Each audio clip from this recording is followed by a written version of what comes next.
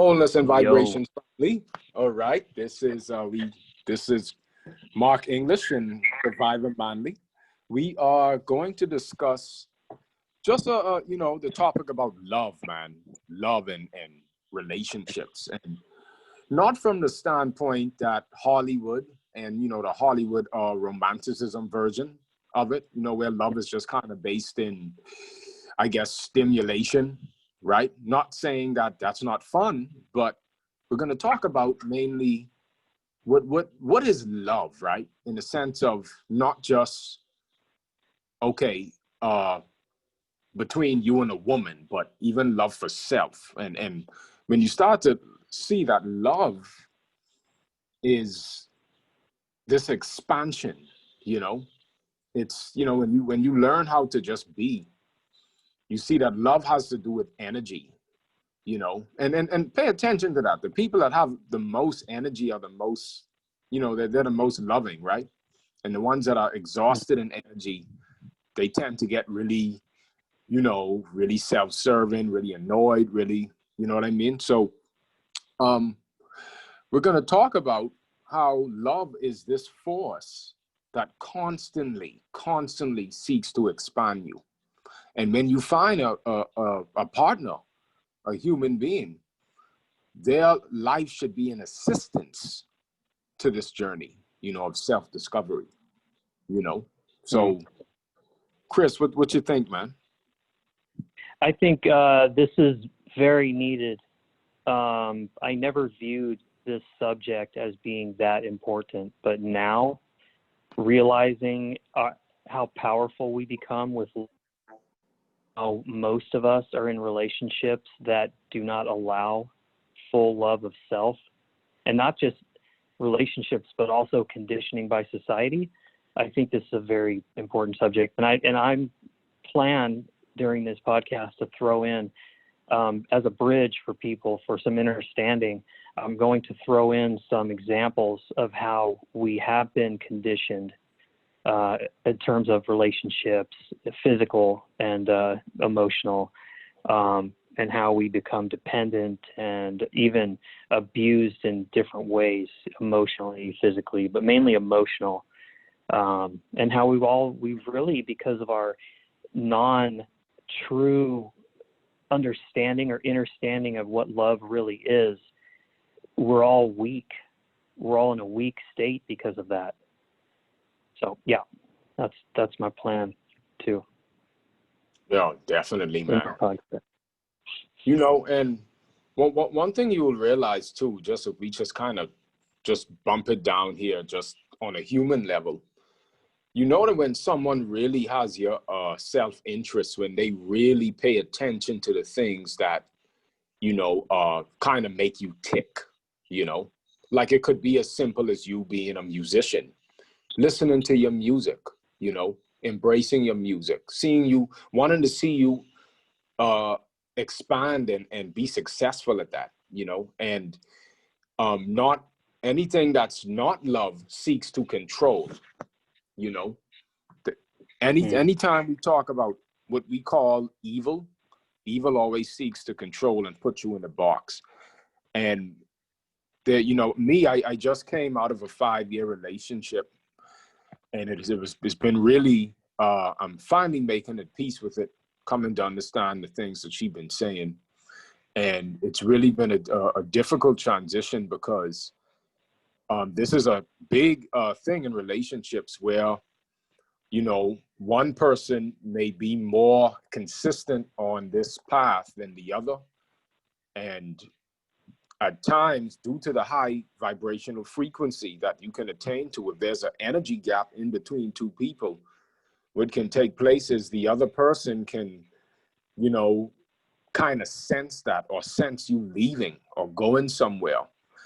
And if you connect with someone else of the opposite sex, even on a platonic level, and they seem to be doing the same things you're doing, this can be somewhat of a threat, you know, like, oh, like that Mm. person leave me. It's as simple as on a human level, if we talk about just money, for example, like you work in a job, you're trying to take care of your woman, but someone else comes around and they have more money, and you start to see her kind of show attention to him, and it may not be what you think it to be, but it could be some form of a threat, right? And I know that we could say that that's insecurity, but we all do have some sort of human emotion when it comes to the ones that we love.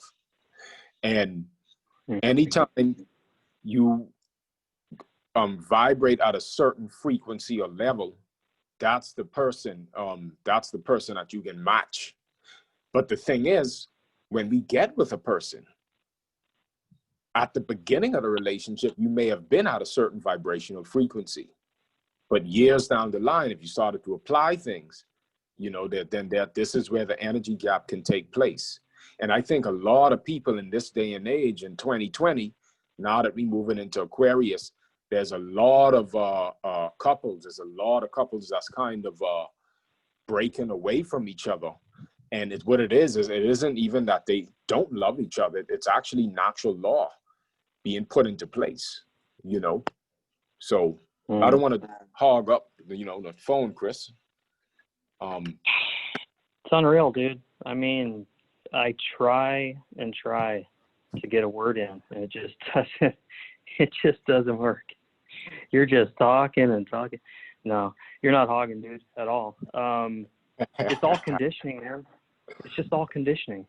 It's conditioning from our family, from society, especially, our family and society are heavily conditioned, as you know, by the people who have tried to control the reality of most people, and they've done a good job. So these so-called cultures and societies that affect us, they're not some pure organic thing that came up and, they have all the right ideas about everything. They've got all the wrong ideas about everything.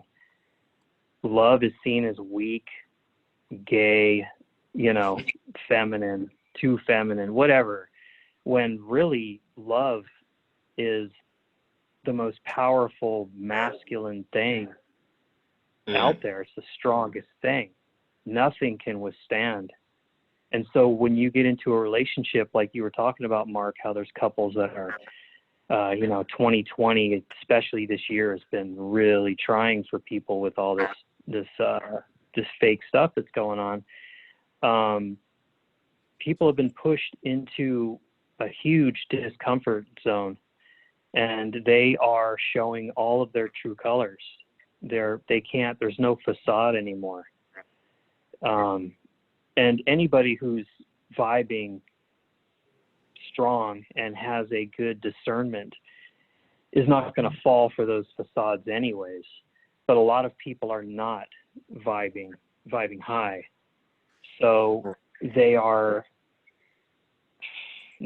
just now, even discovering who they're really with, partner-wise, and they realize that they have nothing in common, or the one's holding down the other, or one's even abusive of the other, whatever the case may be. Love itself right now is stronger, I think, just overall. I mean, it's always strong, it's always powerful, but it's pushing through this society's facades, and it's causing people to be what they are.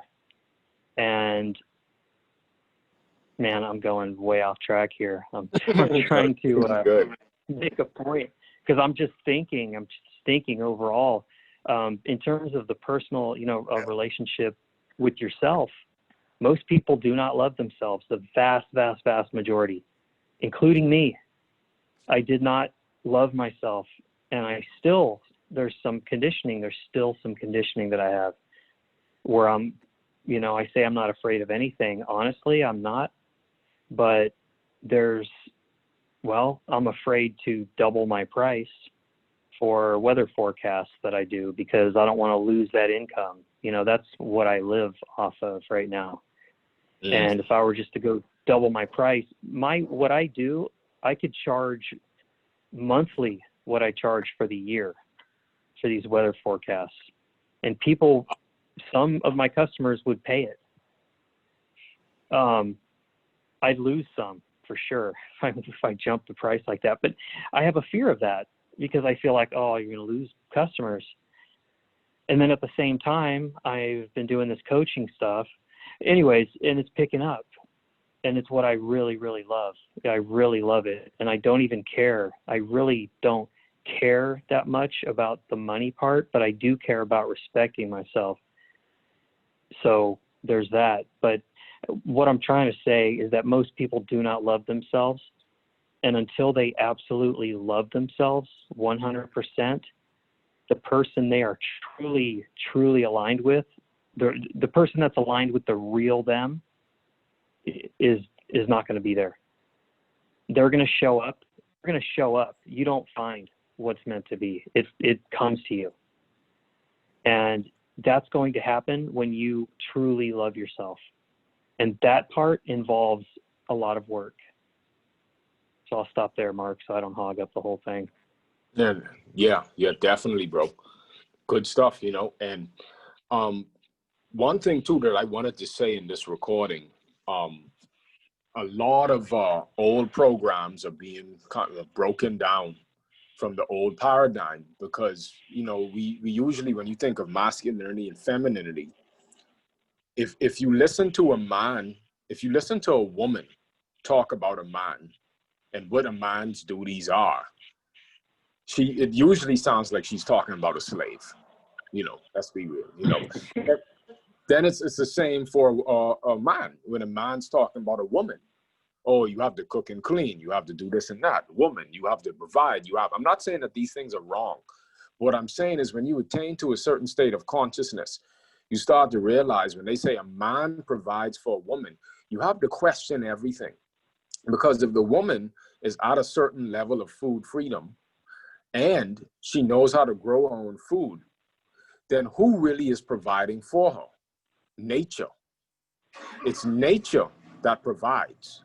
Now, what the man can do, don't get me wrong, the divine masculinity is bring a safe environment, like some sort of protection. Yeah, you can say that, you know. But at the same time, what about a woman, right? A woman that, oh, well, you got to cook and clean for your man. You know, you got to suck his dick. You got to, okay, all these things are, okay, that's fun. That's good. That is the truth. When you get to the certain levels of love, we're talking about being sustained by the agape, unconditional love, the cosmic energy. You start to see that, well, sister, what can you bring to his life if he does not eat? Really, if he doesn't eat cooked food, he can't really cook, right? But if he doesn't eat, really, and he's deciding to be on semen retention, right? He says, okay, I want to abstain for like 2-3 months. You start to think, well, what value do you bring? And that value is simple. Just being a friend, man. Being an assistant, being there, being understanding. That's all it takes. We like to put all these roles on us. And don't get me wrong, I'm not judging. But at the same time, when we start to cycle up to these levels of consciousness, you realize that a lot of these, the way that we looked at the opposite sex was mainly in survival. That's what it was. It was mainly in states of survival. The woman looking for the man for security. Well, why? Okay, nature didn't provide like it once did anymore. Then there was cataclysmic events. There were wars that took place. You know what I mean? So you have to see that the family unit essentially became a survival unit. And then this survival unit now is still lingering on. But at one point, we didn't see each other as simple as, oh, well, you know, you have to do this, you have to do that, you have to. No, as simple as you being in my life and just being there, being kind, being loving, listening to me, you know, helping me, assisting me in my journey. If I need to get to a country and you have access to a plane, if you have whatever it is, you start to show a deep sense of gratitude and not just this obligation that people feel like, for example, if a man comes every day, he works, which is cool. I believe in the provider thing, right? At that state of consciousness. Yes, I still do. But I'm talking about it gets to the point where the duty loses its essence to where you don't see that value in that person. You just don't. A lot of the love we talk about is based on what you can do for the person. But I always told, like, even in my 5-year relationship, I always felt more inclined to being there for the woman if she was with me for who I am as a person and not for what I can do for her. You see? So we're talking about now a new paradigm of love where we're back in nature, and we start to see that nature and this energy, the love, provides for both parties to be themselves. You see? So we want to connect spirit back to the family unit. All right? Individually powerful gods, and at the same time together as one force, even more powerful, but not needy of the other. That's the highest love, is not needing, but just a want, a desire, and also a desire to see the other grow as strong as they can, even if it seems like they're getting stronger than you in whatever area. It doesn't matter. We have to feel that. We have to be purely happy. And I know, I've been around people where they see other people advance and do something better than them, and they get jealous right away. And that has no part, in that kind of a relationship where there's true love. You really, you're absolutely happy for that person. You're never intimidated by that person. That doesn't mean that can never flash, that thought can never flash through your head. You get a little bit of the ego, because we all have an ego, and it's going to be there. We can crush it and control it, but it's still going to squeak sometimes and, have a little effect on us. But that's a fleeting part of it.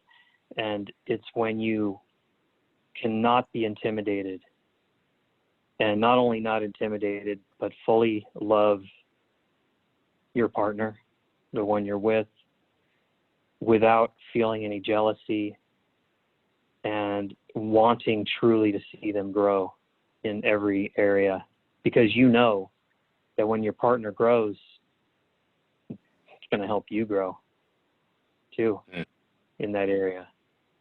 And I think that's why this world, I think the most threatening thing right now for this fake paradigm, this control, this oppression, the most powerful thing are relationships where people have that kind of a love.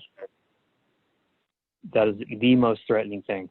I mean, yes, not eating, not doing all that, that's powerful, because obviously you don't need their food anymore, and you start figuring stuff out, and you're wise, you can live, as long as you want when that's your mindset. All this stuff is super, super threatening.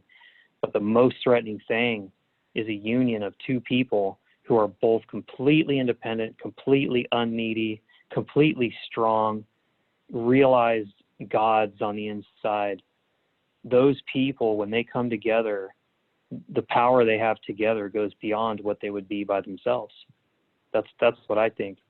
And that is absolutely threatening to what we see around us: oppression, exploitation, greed, all of it. All that stuff would disappear if these relationships flourished, and if people did not think that they had to go out and find their perfect match and Match.com and whatever. If people just knew that this would find them, this perfect love would find them when they were ready for it. So the first thing to work on is love of yourself. Don't look for people until you perfect, and you don't have to be 100% perfect, but until you love yourself and truly love yourself, And this is another thing. See, this is how we've been conditioned. Religion teaches you that's selfish. That's selfish if you just, you love yourself. We know, and I've heard this before. Of course you love yourself. I've heard people say that. Of course you love yourself. You look at yourself in the mirror, blah, blah, blah. That's not loving yourself. Loving yourself is when you decide that you are not open to any kind of abuse at all, that you are important, that you are worth, that you are priceless. Once you can determine that you are priceless and that you are not worthy of any kind of abuse from anybody, and that you are deserving of everything, every abundance in this world. When you realize all these things and truly love yourself and take those actions to show that you love yourself, and it's too much to go over right now, but once you do that, the love that you, if there's a love, a person that you're meant to be with, that person will just come along. They'll show up. Absolutely, brother. So on point, and people spend so much time trying to protect their heart from other people hurting them that they overlook how much they abuse themselves every day. Yes. And a self-abuse family is very subtle. It could be the way you think of yourself. It could be, you don't like how you look, you don't like how, your energy levels, it's like, again, you have to synchronize, and this is something I'm working on, the way you think, the way you feel. You have to synchronize that with what you know. Because we have the knower, we have the emotions, right? Then we have the doer, right? So it's like, you could feel one way about something, like, oh, I think one way, and deep down, you don't really want to do that, but you still do it. That causes conflict. So you have to look within and figure out how to bring these three parties, this holy trinity, to what you think, what you feel, and what you do, what you know, all has to be one. You become one being. Don't compartmentalize yourself. And there's multiple personalities in you.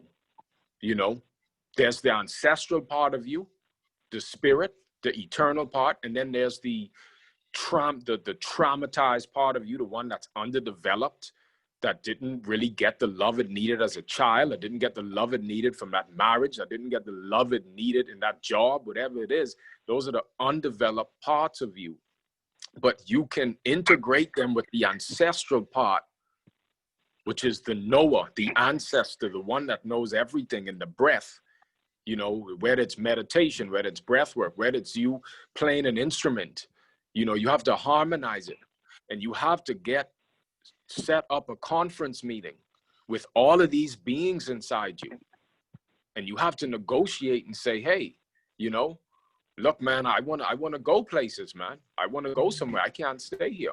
You got to talk to that part of you and allow the underdeveloped parts of you to actually express themselves and accept them, move them into self-acceptance. Because understand, family, energy is always moving. So the trapped energy in you, okay, that if it's trapped, the last ditch effort for it to move is to pull an external experience to you so it can get its attention to be released. So if you're not addressing it mentally and emotionally, it's going to externalize a physical condition of discomfort in order for that trapped emotion or energy to move. It's still moving. But if it's very stagnant in the subtle worlds, it's going to trickle down and condense into the physical worlds. This way, an abusive partner, a cheating partner, or just wanting to have great sex. So I made a post, I shared a post about people will waste years of their life with someone because of great sex, and lies. You know how much people on earth in marriages have children. Most of our children born on earth are just from lust, not from the light of unconditional love. And we wonder why there's hell on earth, because we keep cultivating kids in underdeveloped states. Love is the development of consciousness. Understand that. Love, unconditional love, that energy that permeates into your being is developing you so that you could be the best version of yourself. And you want a partner. You want to develop a family from that foundation. That's why the Bible say you are building your house on sand, because you're trying to get a job, get a house, get a car, get a woman, get a man or that matches you with a bachelor's degree. You know, they look good, they have good sex, but you didn't develop your consciousness and your knowing to have any type of foundation. So when any challenge comes, your whole family structure falls. We got to look, we got to do better when it comes to the family unit. We got to move more from survival.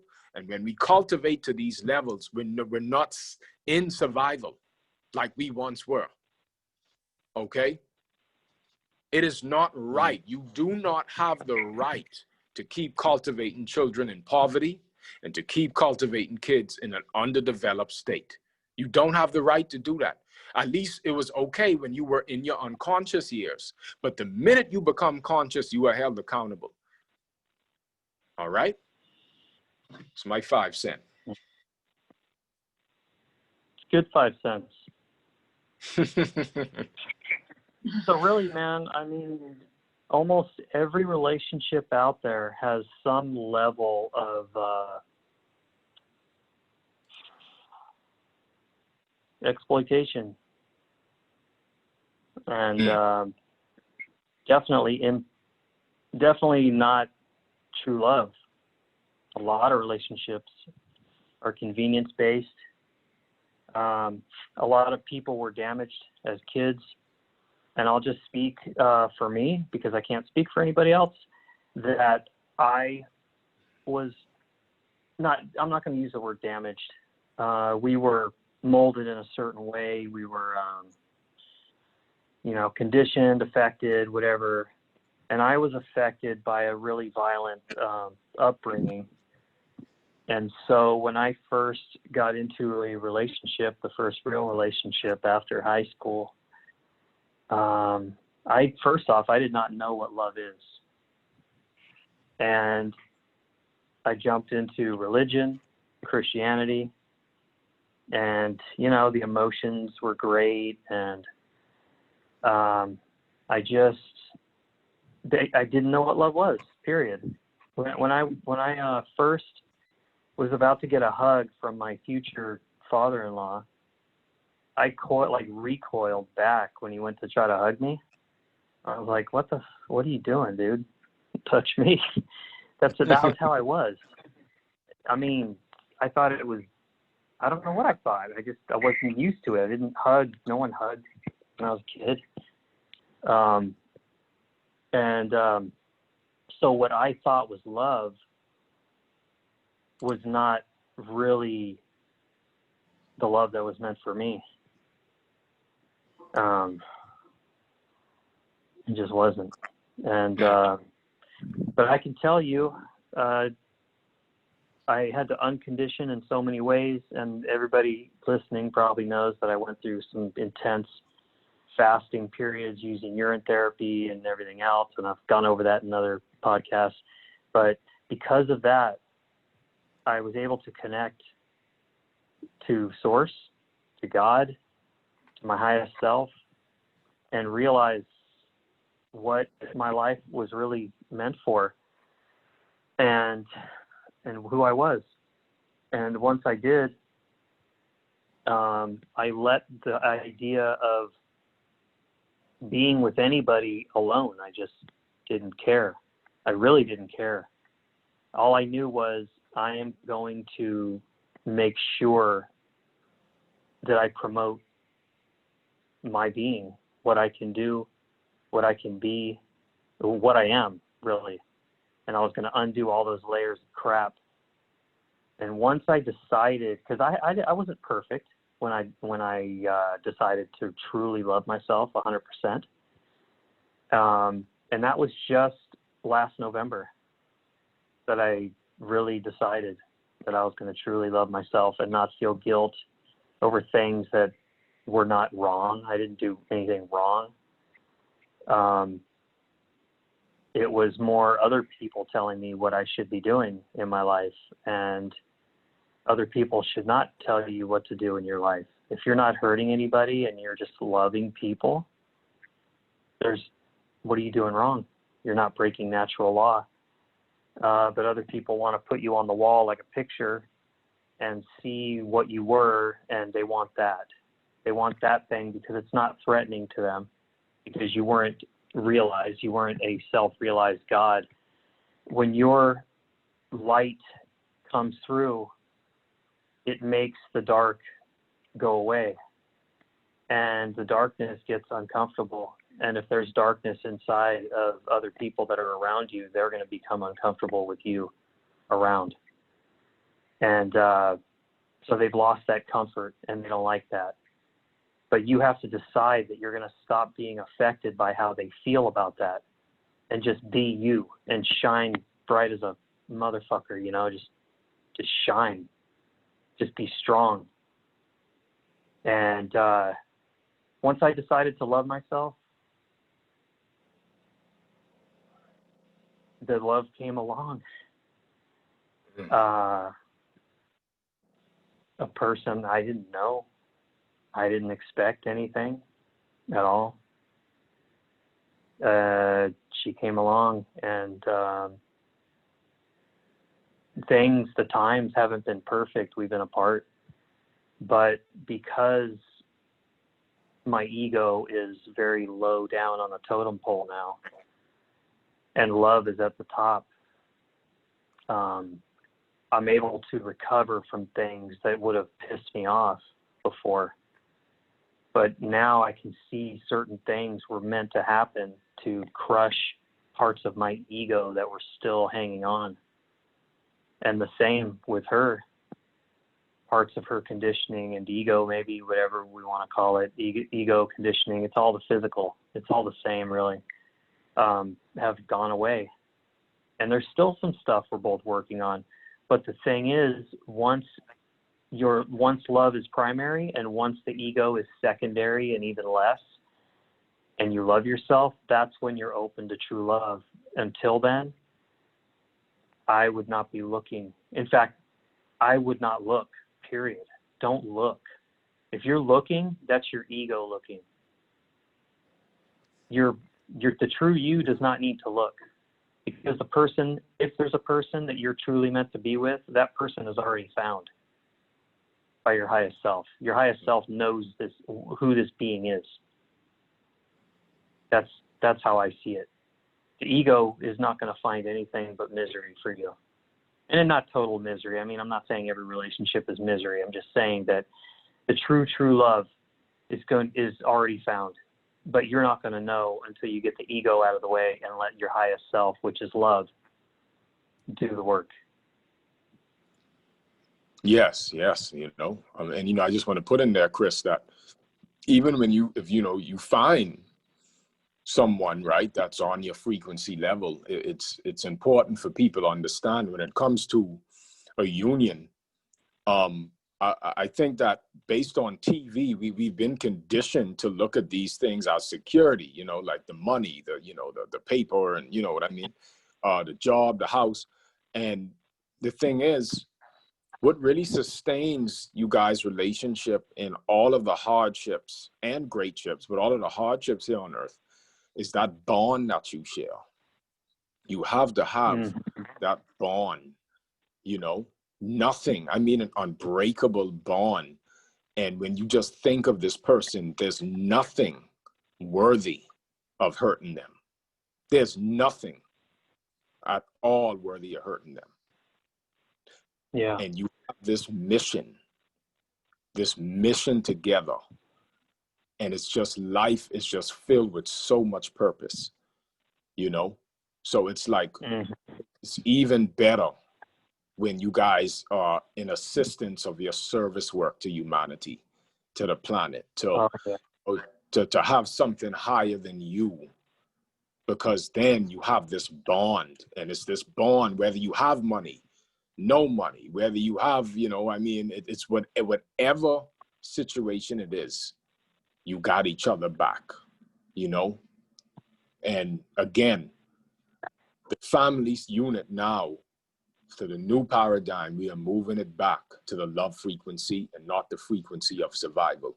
At one point, that stuff was needed, though, in the states of war and the cataclysmic events. And, it was more difficult to be able to attune to these higher frequencies in that specific time on Earth. They call it Kali Yuga. They have different names to it. But, when you deep in fear, it was difficult to sit and just be and meditate and feel that love energy to remind us how to extract light right from source. So we started extracting light from secondary sources, and now the relationship, you actually trying to extract and take light from your partner. You don't want to take light from them. You want to help them produce their own light. That's really what this is about. Both of y'all want to be producers and good energy managers. Okay, so in simple terms, you're both rowing the boat. Exactly. You're both rowing the boat. 100%. Because if one just rowing the boat, it's going to be hard to get it in that direction, and they will exhaust their energy. You know what I mean? So that's a really good example. So just Chris, I pretty much like I said, I got to head out. You're tapped out, dude. So am I. Tapped out. But I wanted it, just so it could be kind of straightforward. I do think this was a powerful podcast, and just so people can see that, just think about the things you've been hearing your whole life. But when you attain to a level of consciousness, is it really true? Or is it only true based under a certain condition? All right. So anyway, family, really hope that this made you ponder and think, much love, so, yeah. Much love to everybody. And just to add again, the highest form of love, which is your highest self, the kingdom of God is within. When you match up with somebody that loves themselves as well, these are the relationships that crush egos and pride and greed and everything. Everything has to face that tower, and nothing can overcome that. Nothing can beat that type of a love. And that is why this relationship has been hindered by media and everything else. They don't want this. They don't want people to be in this kind of love. So don't look for it, guys. You're not going to find it. That's your ego looking. Just better yourself, love yourself, and be patient. Love is patient. Just be patient. And when it's time, and when it's ready, if it's time, that love's going to come along. I wanted to make sure I added that at the end. Oh, yeah, and you made me you sparked a thought in me just to end it too. There is nothing to look for but yourself. This world is just you. There's nothing to look for, and there's actually nothing to search for. When you get into meditation, you realize it's not you that seek the light. It's the light that seeks you. All right? It's seeking a suitable vessel to house the light. And it's the same. Just as much as what you seek also wants you and seeks you. There's nothing to look for, family. There's nothing out there. Only you. All right? So I really enjoyed this, man. Me too, brother. This was great. All right. Have a good week and have a good week in semi-Facebook exile. Yeah, it ain't even full because I still gonna be trading a bit at night, but still, I'm not gonna be really engaging like that, you know. So Yeah. anyway, I'll be telegramming you too.